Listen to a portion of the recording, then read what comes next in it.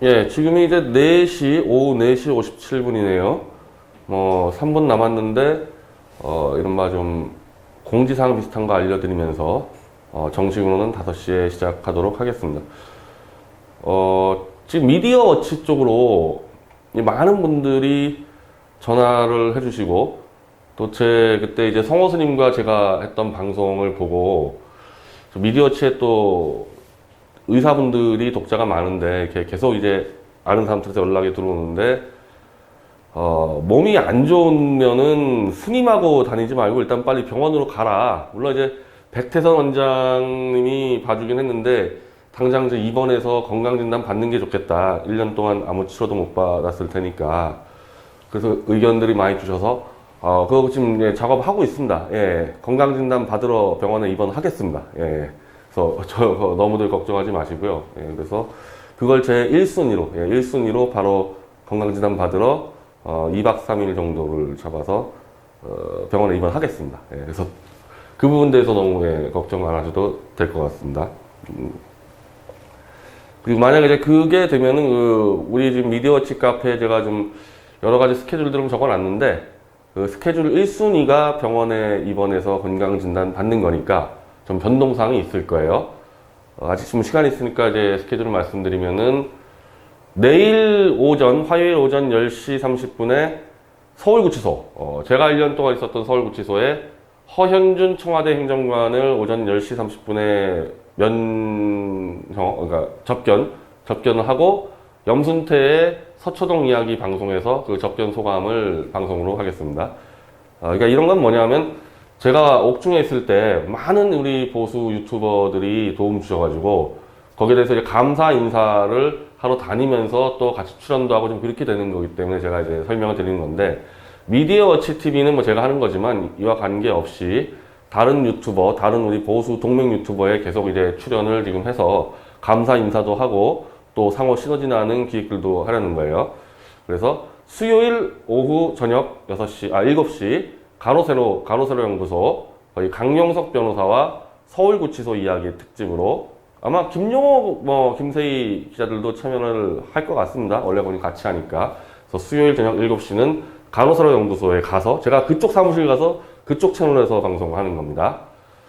그렇게 되고 아마 수요일 날 제가 펜앤마이크 정규재 주필의 인사하러 가서 거기 제 최대현 앵커가 제 친구인데 아마 MBC에서 잘렸죠. 정치보복으로 잘려서 제가 감옥에 있을 때 글로 옮겼나 보더라고요. 펜앤마이크로 옮겨서 최대현 앵커랑 상의해서 이제 정규 선생한테 인사를 드리고 아마도 좀 출연 좀 얘기도 해야 될 것 같아요. 왜냐하면 다음 주 화요일 6월 4일 오전 10시 30분에 도태우 변호사와 함께 태블릿 조작 특검 추진 기자회견을 열기 때문에 거기에 이제 조원진 의원, 김진태 의원, 박대춘 의원도 다 참여하시거든요. 그걸 하고 아마 정규재 주필하고 상의를 해서 나가서 상세하게 설명드리는 그래서 그런 기획을 잡고 있고 뭐 등등 지금 제가 좀 잘 떠오르지 않아서 그러는데 그리고 맞아 저 구속영장 청구됐을 때 제 변호인 역할을 했던 서정욱 변호사가 고성국 TV와 김민수 TV에 좀 같이 출연하자 뭐 다 도와주신 분들입니다. 그래서 그건 서정욱 변호사와 같이 아마 출연을 하게 될 것 같습니다. 그래서 미디어워치는 지금 이거 하는 거는 저는 그냥 할 말 있을 때만 할게요. 이렇게 정기적으로 예전처럼 막 시사 브리핑 이렇게 하지 않고요. 제가 정확히 할 말 있을 때만 이제 비정기적으로 하는데 시간은 늘 오후 5시에 위에 이제 우리 그 이후에 동명 유튜브들 시간을 피해서 항상 이 시간에 하는데 매일 하는 건 아닙니다. 매일 하는 건 아니고 한 이 정도 할 말 있을 때 일주일에 뭐 한두 번 정도 되지 않을까? 뭐 그렇게 생각을 합니다. 솔직히 제가 지금 출소한 다음에요. 뉴스를 안 보고 있어요. 뉴스를 안 보고 있기 때문에 뉴스 브리핑 같은 거는 할 가치를 못 느끼는 거죠. 그러니까 제가 뉴스를 볼 가치를 못 느끼는데 그 뉴스를 뭘 브리핑을 하겠습니까? 왜 그런 가치를 못 느끼느냐? 그게 지금 제가 오늘 방송할 내용이에요. 조선일보든 KBS는 그 문제가 아니고요. 지금 벌어지는 대한민국 정치에 관한 뉴스가 하는 게 아무 의미가 없다는 겁니다. 완전히 지금 국가 자체가요. 대란에 빠져 있어요. 대란이 벌어지고 있습니다. 이게 부정적인 측면도 있고 긍정적인 측면도 막 같이 뒤섞여가지고 한마디로 나라 전체가 절단이 나면서 새로 태어나는 그 흐름 속에서 그걸 읽지 못하는 기자들이 쓰는 기사를 뭐하러 읽고 그걸 뭘 소개를 하냐는 거죠. 그리고 당연히 그걸 읽지 못하고 있는 자유한국당의 움직임을 가지고 뭘 얘기하냐는 겁니다. 그래서 제가 할 것만 하겠다는 거예요. 예. 여러분들도 그런 뉴스 같은 거 보실 필요 없을 것 같아요. 예. 오늘 제가 얘기하는 것들하고 몇몇 것들을 이제 몇몇 다른 동명 유튜버들을 소개해 드릴 텐데 그런 것만 참고하시면 되고요. 쓸데없이 그 포털에 있는 뉴스 같은 거 보면서 시간 낭비하지 마십시오. 다 그냥 아무 영향도 없는 겁니다. 뭐 심지어 얘기하면은 문재인이가 뭐 어떤 얘기했다 대한민국에 아무 영향 없습니다. 예, 문재인이가 떠드는 거에 대해서. 그럴 정도인데 무슨 정당 대표들이 떠드는 거 뭐 손학규가 떠들었다 뭐 이해찬이가 떠들었다 댓글러들하고 똑같은 거예요. 댓글러들이나 그 사람들이나 네. 너무나 무섭고 큰 흐름이 들어오기 때문에 다 휩쓸려 가는 거죠. 그냥 한갓 인간들이 그냥 권력 완장 찾다 해서 그 역사 그것도 세계사적 흐름을 뭐 바꿔낼 수 있겠습니까? 이제 그런 말씀을 드리는 겁니다. 제가 지난주 토요일 날 1년 이상이죠. 1년 한 몇 개월 만에 처음으로 광화문 태극기 집회 현장을 방문을 했습니다. 특히 이제 국본 집회 분들이 제 구명 집회, 제가 옥중에 있을 때 구명 집회들을 다 도와주셔가지고 마이크는 제가 잡는 게 애매해서 제 보석 조건에 태블릿 PC 관련 집회와 시위에 참여할 수 없도록 되어 있거든요. 그러니까 기자회견은 되는데 집회와 시위는 정확하게 보석 조건에 들어가 있어서 물론 국본 집회가 태블릿 PC 집회는 아닌데 그거를 나가서 막 소개하고 마이크 잡는 순간에 태블릿 얘기가 나와버리면은 당연히 JTBC가 가만두겠습니까? 사람 다 보내지 않았겠어요? 그 영상 찍어서 법원에 딱 보내버리면은 다시 구속되는 수가 있기 때문에 물론 뭐 그게 겁난다는 얘기는 아니에요. 애초에 말씀드렸지만 이미 저는 보석 조건에 항의를 하면서 변경 신청서를 제출했고 그거 만약에 안 받아들여지면 다시 감옥 가겠다는 입장을 밝혔기 때문에 그게 무섭다는 게 아니라 다시 들어갈 때 들어가더라도 내가 결정해서 들어가야지 괜히 집회에서 마이크 잡고 했다가 사진 찍혀서 들어가고 싶지는 않다. 뭐 그런 취지입니다. 그래서 마이크를 잡지를 않았고 이 민중호 사무총장이 소개를 해주셨고 그냥 손으로 들어서 인사했고 이제 참 반갑게 말해주셔서 지금 이 자리를 빌어도 감사 말씀을 드리고 싶습니다. 그리고 끝나고 국본 행사가 끝나고 거기서 이제 안정권 대표도 만나서 인사를 하고 도태우 변호사 다 만났고 이제 집회 끝나고 장호석 수령 저 도와주셨던 분들이 다 광화문에 계셔가지고 다 인사를 드렸고 대한애국당 그 광화문 텐트는 우리 미디어치 독자이자 대한애국당 당원인 이민우 당원이 허평환 대표하고 사전에 상의를 했다고 만나러 가면 된다. 그래서 이제 가게 됐는데 허평환 대표는 대한애국당이 그날 대구에서 집회를 했잖아요. 그러니까 당연히 자기는 대구에 있는데 제가 만나러 가겠다 그러니까 대구에 왔구나. 대구에 왔으니까 그럼 들려라 이렇게 돼가지고 저는 광화문에 있었는데 그래서 광화문에 갔더니 이제 허평환 대표가 안 계셔서 거기에 박태우 사무총장 님하고 이제 인사를 하고 뭐 그분 뭐 예전 잘 알았으니까 그리고 예전 이제 우리 같은 동지들인 경기도 당원들 김금복 당원 뭐 송영진 당원 그리고 저 김전무 정말 오래간만에 인사를 했고 대한애국당 참이 당원분들도 뭐 좀 불미스러운 일들이 있었잖아요. 저하고 당하고 그런 거 뭐 개의치 않고 열렬히 환영해 주셔서 역시 감사드립니다. 그게 뭐 제가 잘나서 그런 게 아니라 태블릿 PC 그거 하나 지금 이 대통령 누명 풀고 잘못된 대한민국 이걸 풀어내는데 태블릿 PC 하나 그거 붙들고 그래도 1년 동안 잘 버텼다. 고개 숙이지 않고 진실을 하나 붙잡고 잘 버텼다. 뭐 그거에 대한 이제 격려 응원이라고 생각을 하고 나왔다고 뭐 가만히 있는 게 아니라 계속 지금 투쟁을 하고 싸워서 최대한 빨리 태블릿 PC를 그걸 끝장을 내려고 합니다. 그런 취지의 격려의 응원이었다고 저는 생각을 하고 있습니다. 역시 다시 한번 대한애국당 당원들께 감사를 드립니다. 그리고 이제 1년 만에 다시 이제 갔을 때 제가 하나 놀란 거는 그러니까 탄기국 시절 때 우리가 보면 정광용 사무총장이 중심이 된 탄기국 집회가 대한문을 가득 채웠고, 서경석 목사가 주도했던 팀이 저쪽 청계천을 채웠잖아요. 그러니까 대개 두 팀 정도, 이 태극기 집회가 두 팀 정도가 돌아갔었고, 그 탄핵 이후에는 대선 이후까지 되겠죠. 이제 대한애국당 집회는 주로 대학로에서 했죠. 대학로에서 했었고, 국본이 이 대한문에서 했었고, 그리고 아마 박상호 팀들이 종각 정도 했었고, 요 정도였던 걸로 제가 기억을 해요. 그러니까 항상 광화문에서 두 군데, 뭐 세 군데 이런 식으로 집회를 한 걸로 제가 기억을 하는데 맞죠? 분명히. 예, 맞을 겁니다. 근데 토요일날 가봤더니 이게 뭐 사방팔방 집회예요. 사방팔방 집회. 그러니까 국본도 집회를 하고, 그거 이외에 뭐 동아면세점부터 해가지고 이쪽에 을지로 입구까지 제가 세보니까 이 포스트가 최소 8개입니다. 8개. 집회하는 팀이 대한문부터 광화문까지 8개 팀이 집회를 하고 있고, 거기서 대한애국당은 빠졌습니다. 대한애국당은 그날 대구에 갔어요. 그리고 자유한국당이 저녁 6시에 또 들어온다는 거 아니에요? 저는 그때는 이미 떠났지만은, 생각을 해보세요. 청와대가 있는 광화문 광장에 도심 중에 도심에 최소 8개의 포스트가 집회를 열면서, 그렇게 되니까 예전 집회는 대한문 쪽에 아무리 우리가 10만 명이 있어도 저쪽 청계천 넘어가서 광화문 쪽으로 가게 되면은 집회와 관계없이 그냥 일상인 이제 이 이른바 일반인들이 왔다 갔다 했는데, 8개 포스트가 집회라니까요. 제가 대한문에서 대한애국당 텐트까지 걸어가는데 전부 다 집회 인력들이 왔다 갔다 할 수밖에 없잖아요.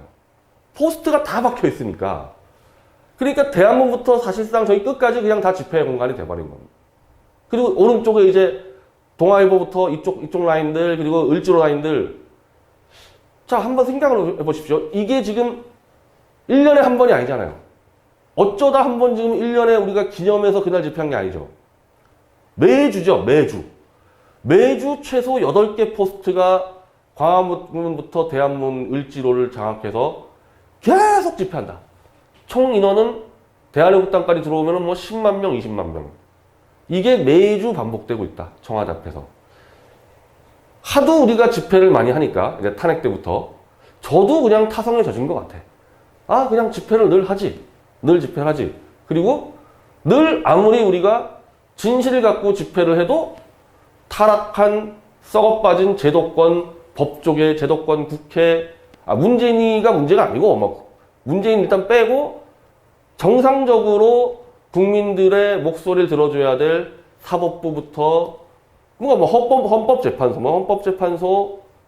뭐 심지어 무슨 언론, 뭐 조선일보까지 말을 안 들어주니까 그냥 너흰 짖을 테면 짖어라. 이렇게 되지 않았습니까? 지금까지 항상. 그러니까 계속 우리는 우리대로 그냥 들고 있는 거고, 저들은 그냥 너흰 짖어라 하는 거고, 이러다 보니까 저도 잊어버리고 있었거든요. 또 이제 뭐 1년 동안 감옥에 있었으니까, 뭐 집회 현장 못 나가봤으니까. 근데 1년 동안 딱 1년 만에 가보니까 이거는 난장판인 거예요. 나라가 완전 난장판 된 겁니다. 지금 외신을 보세요. 외신에서 지금 제일 시끄러운 나라 어딥니까? 외신 보실 때. 뭐 요즘엔 전 외신도 지금 뭐 안 보고 있지만은, 제일 시끄러운 나라 첫째 베네수엘라죠. 베네수엘라. 마두로 정권은 베네수엘라 제일 시끄럽죠. 거기 집회 매주 합니까? 아닐걸요? 과이도 국회의장이 기획해서 몇 번 치고 빠지고 그러고 있잖아요. 지금 우리 대한민국처럼 8개, 9개 포스트가 마두로 대통령 그 궁전 앞에서 매주 집회합니까?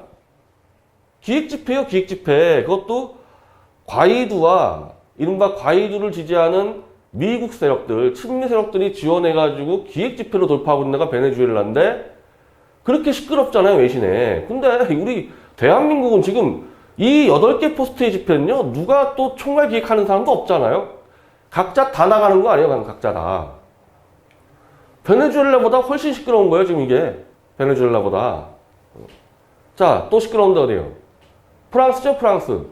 저 마크롱의 그 이른바 자유주의 개혁 때문에 노란 조끼 시위 뭐 10만 명 나왔다 해가지고 막 외신 다 거의 깔리잖아요? 거기 매주 집회합니까? 파리에서 매주 집회예요? 프랑스 국민들이 한 번, 두 번만 하면은 그냥 그 강력한 마크롱도 숙였다, 들었다, 숙였다, 들었다 하면서 어쨌든 마크롱 집권 세력과 노란 조끼 세력이 서로 싸우고 소통하면서 외신에 폭발하면서 뭐 정책이 반영도 해주기도 하고 아니면 또 싸우기도 하고 그런 식으로 나가지만 매주 지금 이 우리 광화문처럼 가진 않지 않습니까? 지금 프랑스도. 한번 다시 검색을 해보세요. 프랑스 파리에서 노란 조끼 시위 몇 번 나왔는지. 얼마 안 나왔어요. 한 세네 번밖에 안 될걸요, 그거. 자, 그리고 좀 시끄러운 나라가 이제 홍콩하고 지금 대만. 반중시죠, 반중시. 홍콩에 지금 이 중국이 홍콩에 이 인권 탄압 들어온다 그래가지고 지금 홍콩에 10만 명 모였다. 매번 홍콩에서 시위하면 외신 타지 않습니까? 이른바 반중 시위들. 저도 한 5, 6년 전에 홍콩 치료할 때 바로 홍콩 그것도 아마 노란 우산 집회죠. 홍콩 집회도. 반중 집회가. 그죠? 그것도 봤는데, 집회 살벌하게 합니다. 홍콩 사람들도. 10만 명 들어오면은 뭐 장난 아닌데, 매주 안 한다 이거죠. 홍콩도. 그 열받아도 매주는 안 하는데, 지금 대한민국은 벌써 몇 년째 청와대 바로 앞에서 매주 집회를 태극기 들고. 자, 이 정도 됐으면은 문재인이 일단 대한민국 대통령이라고 자칭하고 다니는 문재인이 그리고 서울시장 박원순이 지금 박원순이는 저 광화문 텐트 지금 애국당하고 붙어 있지 않습니까? 이 둘이 광장에 한번 나가서 의견 들어야 되는 거 아닌가? 우리가 상식적인, 우리가 최소한 OECD 가입 국가라면요, 이런 정도 벌어지면은 문재인이하고 박원순이하고 한 번 정도는 광화문 근처에 나가든지 아니면은 집회하는, 총괄하는 사람들 8개 포스트면 8명, 3개 포스트면 3명 한번 불러서 너희들 왜 이렇게 불만이 많냐, 이렇게 계속 태극기 드는 이유가 뭐냐 한번 얘기 들어보자. 정상적인 국가라면은 그렇게 가야 되는 거죠. 문재인이가 나오든지 아니면 문재인이가 부르든지. 그래서 적당히 수용이 되면서 일단 집회는 좀 쉬게 하고 그러다가 또 열받게 하면 집회 나오고. 그게 지금 프랑스의 노란 조끼 집회예요. 그러니까 자꾸 했다 안 했다 하는 거 아닙니까? 세게 얘기하면 마크롱이 이제 좀 얘기 들었다가 어쩌고저쩌고 하니까. 근데 이 문재인이 대통령 자칭하고 있는 문재인이는 단 한 번도 지금까지 집권한 뒤 단 한 번도 광장에 안 나온 건 그건 말할 것도 없고 태극기 든 집회 국민들의 목소리에 대해서 답을 한 적 있나요? 문재인이가? 답한 적 없죠? 아니, 답을 안 한 정도가 아니라 거의 적폐 개돼지로 몰지 않았나? 이 발언들 자체 보면은 주로 친일로 많이 몰고 계속 그랬죠? 아예 대놓고 너희 태극기 든 놈들 뭐 이렇게는 안 했지만은 얘기하는 거 보면은 박근혜 정권의 뭐 적폐 지지 세력 자유한국당과 싸그리 묶어가지고 인간 이하 취급하고 다니지 않았습니까? 문재인이가? 저는 그래서 또 하나의 이 우리 집회의 특징을 보면요. 자, 제가 설명드린 모든 집회. 자, 베네수엘라 집회. 마두로 퇴진하라 메시지 나갑니다. 자, 프랑스 노란조끼 집회. 주로 임금 문제죠. 거기. 경제 문제입니다. 그래서 뭐 해라. 뭐 쭉쭉쭉쭉 튀어나갑니다. 거기. 그리고 홍콩 집회는 간단해요. 홍콩 집회는요. 지금은 이 홍콩 집정 장관을 중국이 임명한단 말이에요, 중국이. 중국이 임명한 집정관 너 나와서 중국이 홍콩을 통제하는 거를 네가 막아라.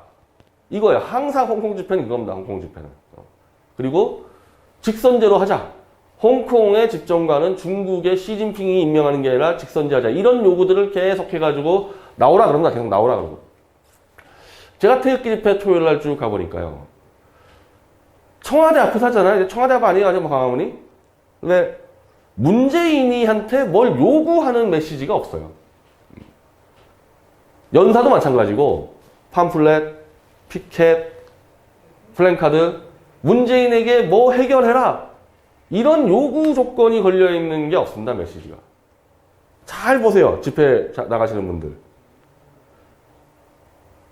그리고 요즘에는 보니까 그걸 제가 이제 집회를 매주 참여를 하신 이제 오영국 대표에게 물어봤는데 몇 개월 전만 해도 문재인이 욕하는 말이 많이 나왔는데 요즘에는 이제 그런 것도 별로 없다는 겁니다.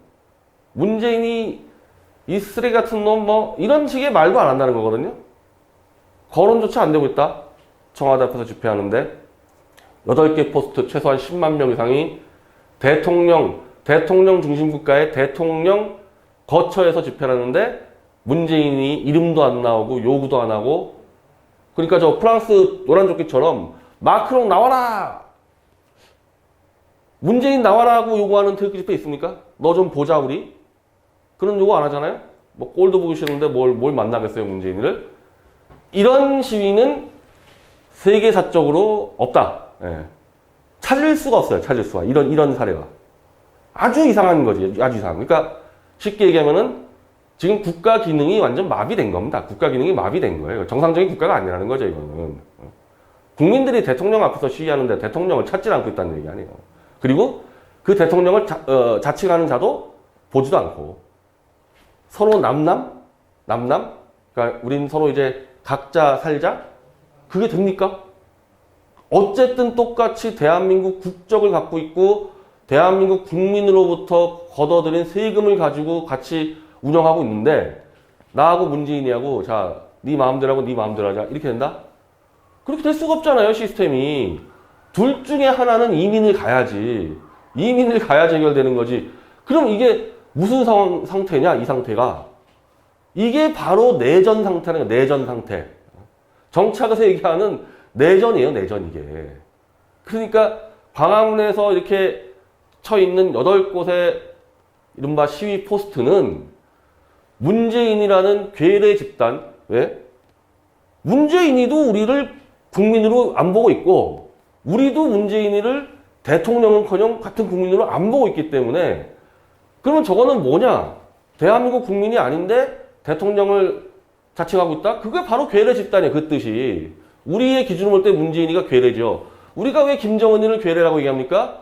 헌법상 존재할 수 없는 불법 권력으로 한반도의 북부를 불법적으로 점령한 괴뢰 집단 숙의 김정은이. 이게 정확한 표현인 겁니다. 참 이제부터 우리가 언어를 잘 써야 돼요.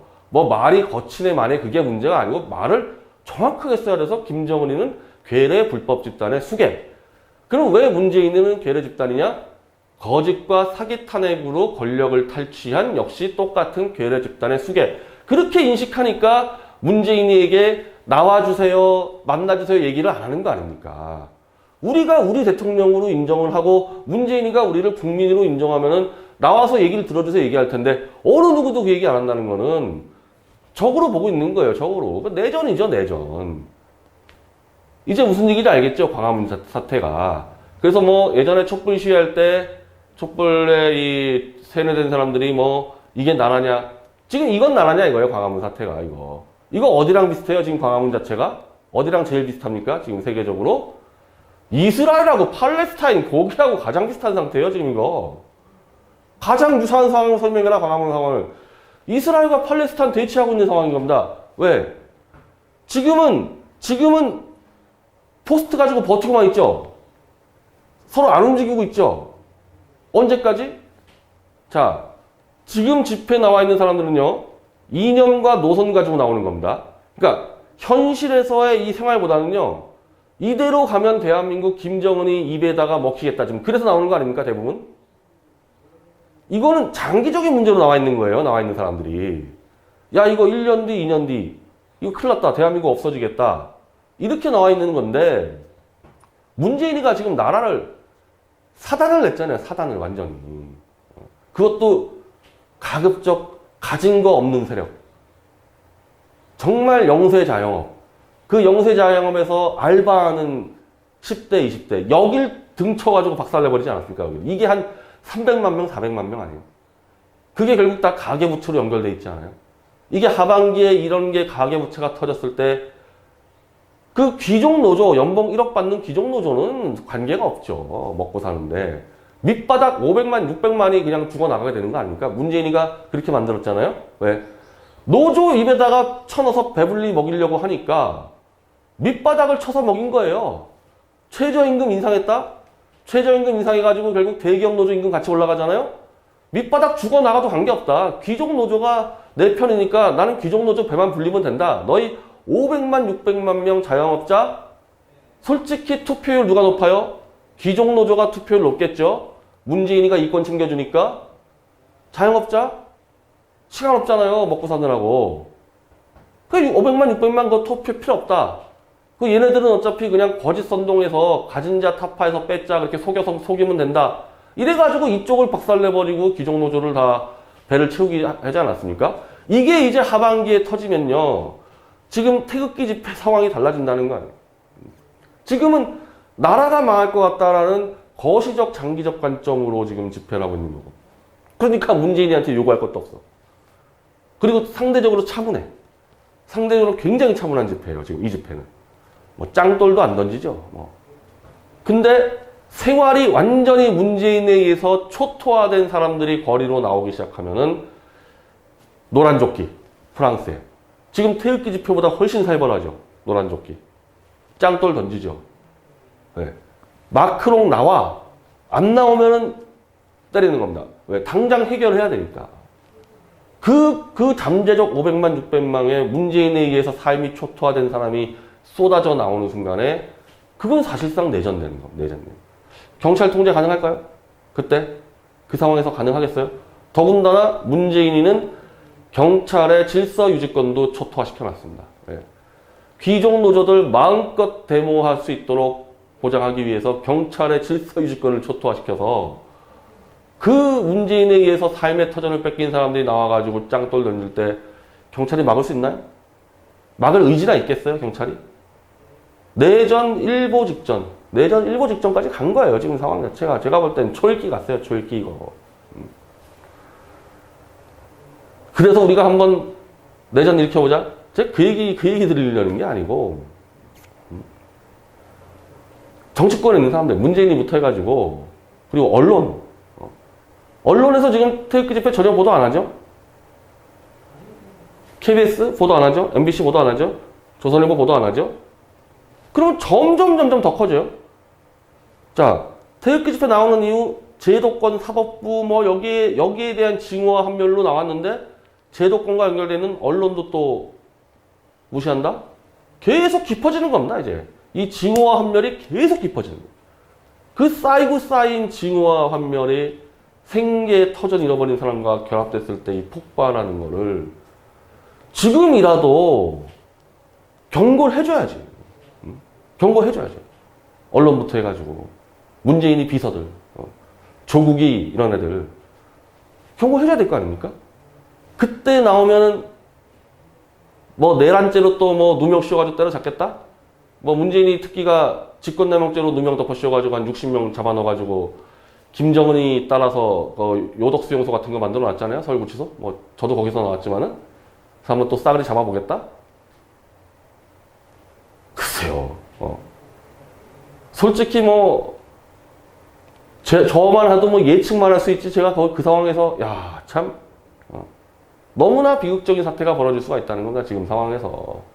저는 뭐 문재인이나 저나 서로 뭐 사람으로 보겠습니까? 뭐 제가 문재인을 뭐 사람으로 보면 문재인이가 저를 뭐 사람으로 보겠어요? 그러니까 이쪽 문제가 아니라 저는 이게 구치소에 있을 때도 참 제가 이 조선일보 보면서마다 참 이게 보면 볼수록 스트레스를 받는데 이런 문제들을 정말 피를 토하는 심정으로 보수 제도권 언론들이 질러줘야 되거든요. 질러줘야지 어떤 식으로든 이게 합리적인 절차로 해소가 되는데 보수 제도권 언론조차 입을 싹 닫아버려. 박근혜 탄핵에 가담했으니까 이거 튀어나올까봐. 이러면 정말 판 커지고 한 번에 빵 터졌을 때 그 비극에 대해서 또 나중에 누구에게 덮어 씌우려고 그럽니까? 그런 부분들에 대해서. 참, 굉장히 불길해 보여요. 제 느낌에 아주 불길해 보입니다.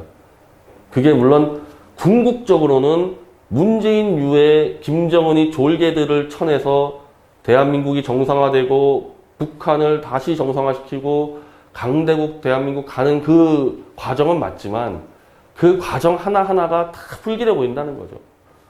정말 많은 사람들 죽어나갈 수가 있다. 이런 식으로 가면은. 이 정도만 얘기하겠습니다. 여기 대해서 이 정도만 얘기를 할게요. 이 정도만 얘기를 하고,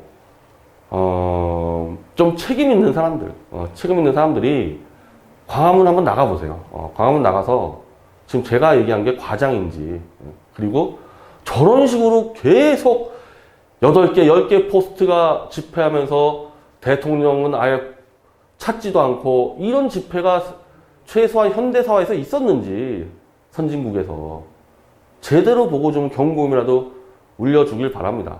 저는 분명히 경고를 했습니다. 이거 큰일 난다고, 이거 큰일 난다는 겁니다, 이거. 그리고 문재인은 사실은 끝났어요.